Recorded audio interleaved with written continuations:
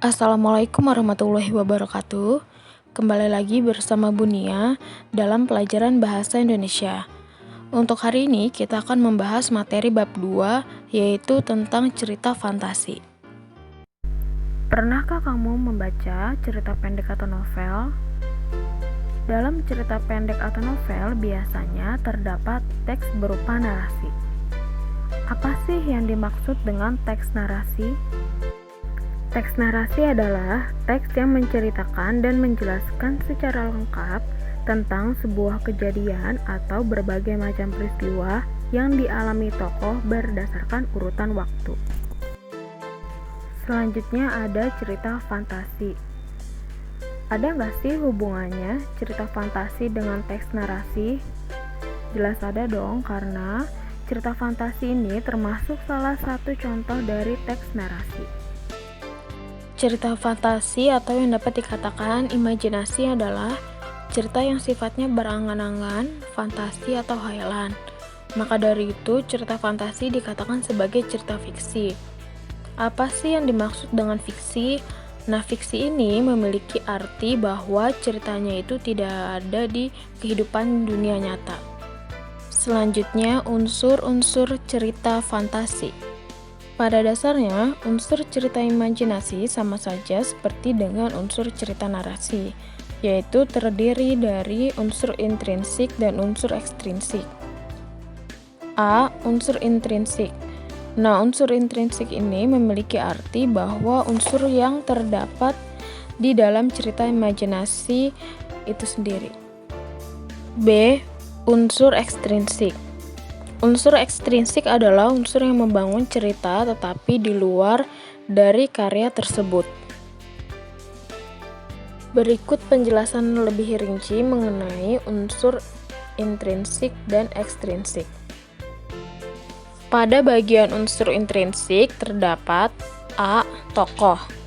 Tokoh ini memiliki arti pemegang peran penting dalam suatu cerita, karena tokoh ini bertujuan untuk menjelaskan peristiwa dalam cerita.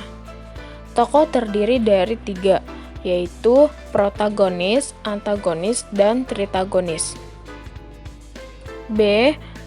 Alur atau yang disebut juga sebagai plot.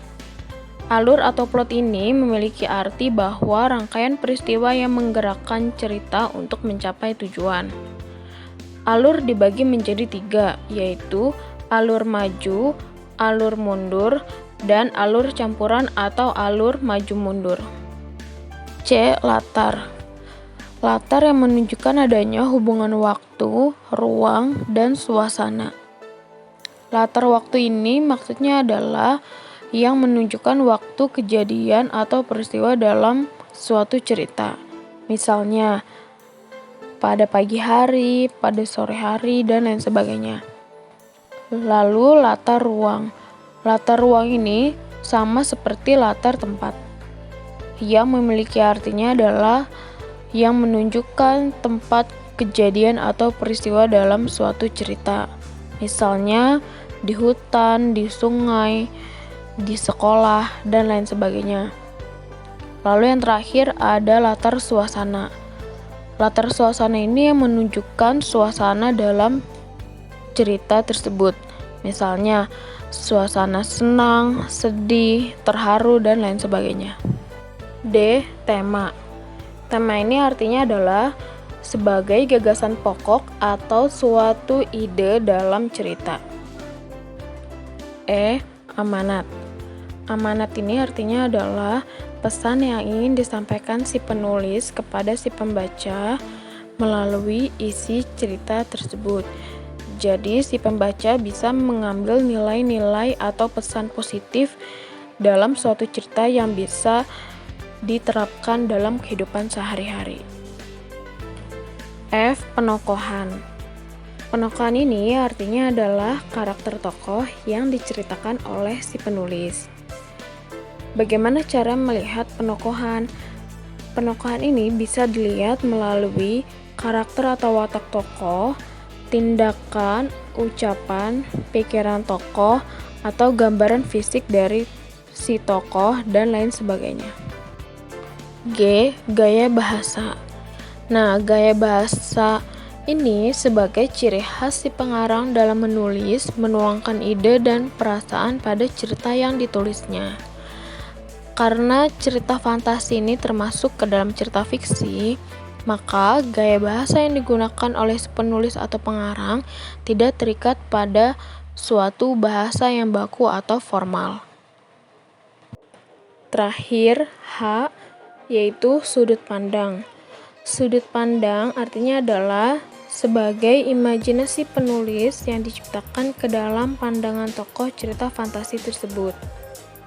Sudut pandang terdiri dari 3, yaitu sudut pandang orang pertama, sudut pandang orang ketiga, dan sudut pandang campuran. Misal, kalau si penulis menggunakan sudut pandang orang pertama dalam membuat ceritanya, yaitu dengan menggunakan kata aku, maka tujuan si penulis adalah ingin si pembaca seolah-olah dapat merasakan apa yang dialami oleh si tokoh. Selanjutnya, bagian dari unsur-unsur ekstrinsik. Nah, unsur-unsur ekstrinsik ini terbagi dari beberapa bagian, yaitu sebagai berikut.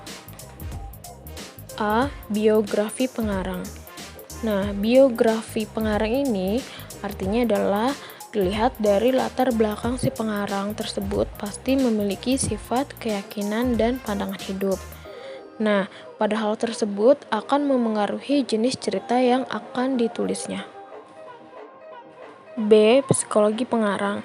Maksud dari psikologi pengarang ini adalah dilihat dari penerapan prinsip psikologis politik dan sosial dalam cerita yang ditulisnya. Nah, bagi psikologi pengarang ini, kejiwaan dan pemikiran si pengarang sangat mempengaruhi hasil dari suatu karya tersebut. C. Kondisi masyarakat. Nah, hal ini sangat memengaruhi pengarang dalam membuat cerita atau sebuah karya. Cukup sekian untuk materi hari ini yang dapat Ibu sampaikan.